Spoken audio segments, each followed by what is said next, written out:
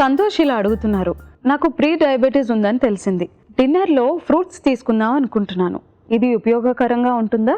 తెలియజేయండి. హలో సంతోష్ గారు, pre diabetes ఉన్నప్పుడు మీ బ్లడ్ గ్లూకోజ్ లెవెల్స్ నార్మల్ కంటే కొంచెం ఎక్కువగా ఉన్నట్టు.